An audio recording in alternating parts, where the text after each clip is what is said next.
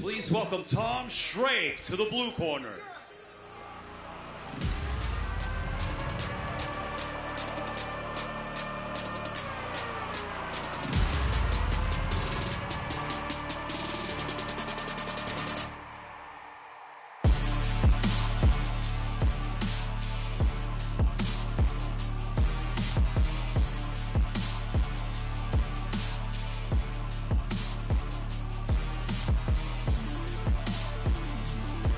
Please welcome Antonio Cicconi to the red corner.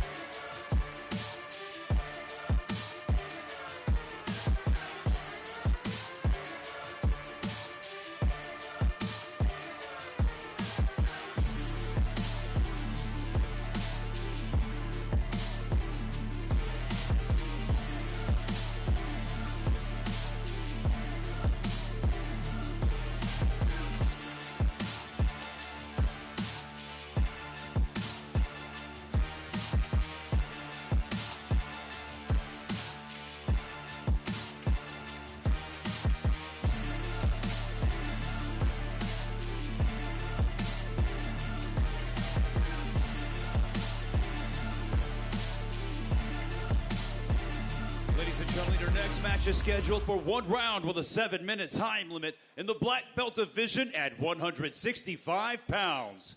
Introducing to you first, fighting out of the blue corner, representing Genesis, this is Tom Schrake. And introducing his opponent across the stage, fighting out of the red corner, representing Academy of Champions, here is Antonio Cicconi. Your referee in charge, Austin O'Randy. Here we go, black belt matchup, Genesis Jiu-Jitsu. Tom Schrake versus Academy of Champions, Antonio Cicconi.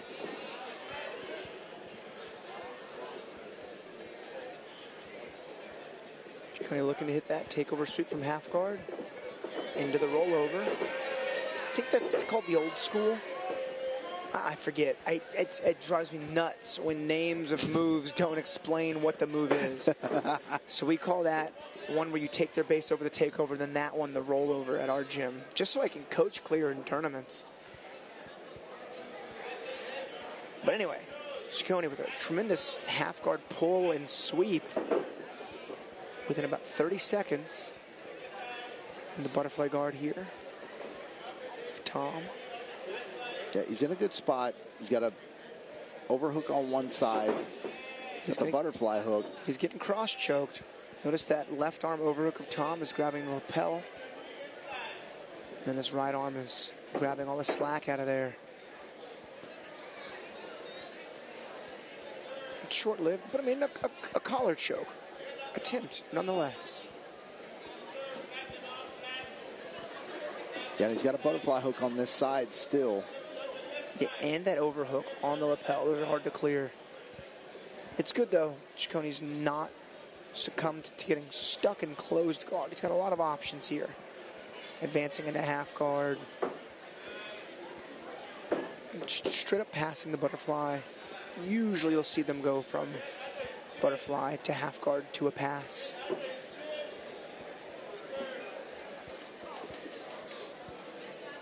The only bad thing is the overhook means you're giving your opponent an underhook.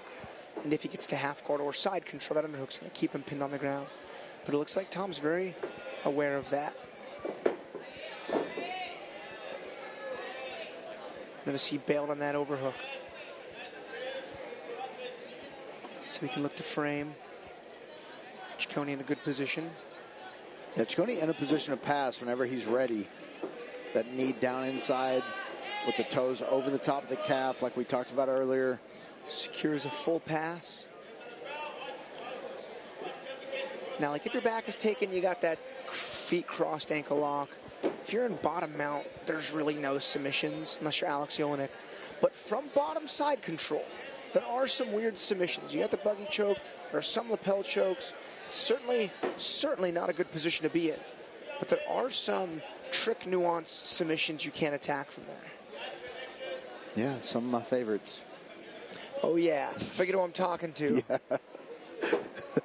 Yeah. Man, you think you're safe. There's a mask of security there.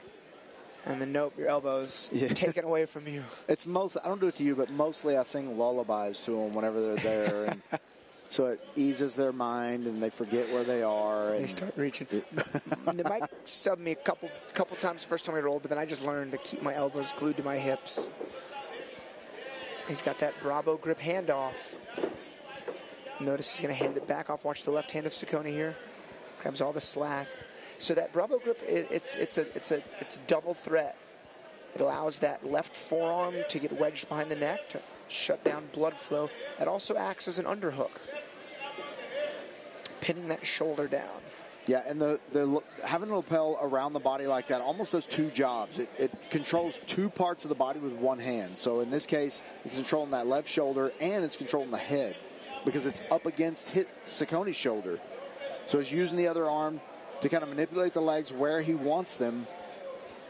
Just can't let him get his head around that, exactly what he just did. But could be part of the plan. And no, it looks like he was maybe going to go for a baseball bat choke, but he got to address that half guard first.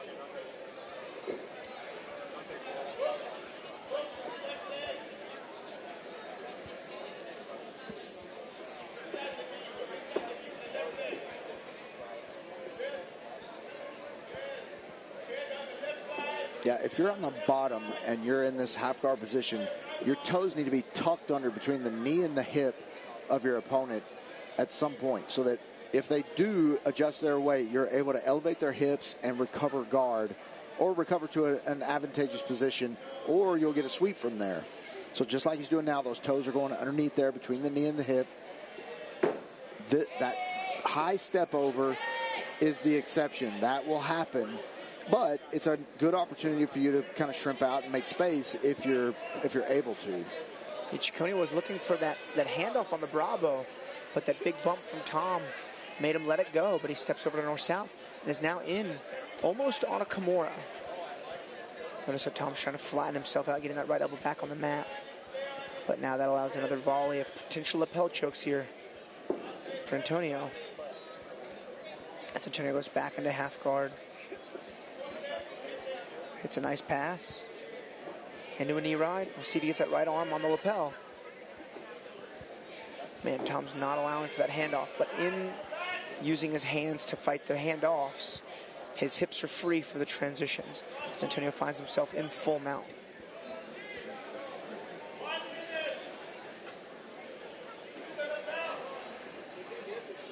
One minute remaining in this match. 1 minute remaining.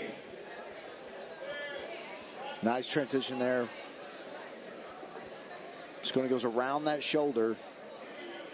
As he kind of moves around the shoulder, as Schrage tried to go to his side, you'll see that left knee come up toward the center of the back, or this knee cut pass. Either way, looked like he was going for a head and arm choke there, but 30 seconds remaining. Decided to change and attack that top arm.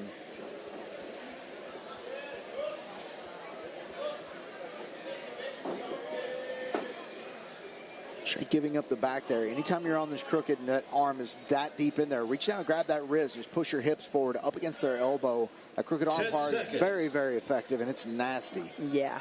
And it's one of those moves you don't know it's bad until it's being bridged into. Yes. Those usually result in verbal taps. They literally don't have time to use the free hand. Yeah. And it's usually not the word tap. It's usually just a bah! Ah! Yeah. Stop it. Man, that was a super fundamentally appropriate half-guard passing clinic there for Antonio Cicconi. He'll get his hand raised for his effort here tonight. Tremendous defense from Tom Schrage here, but Cicconi really put in those 4 degrees he has to use.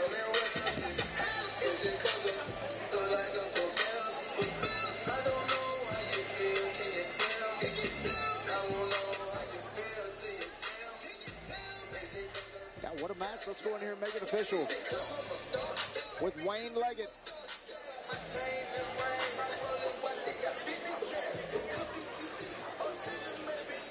Ladies and gentlemen, the 7-minute time limit has expired, so we go to referee Austin Orende for your decision. Your winner of the match, Antonio Cicconi.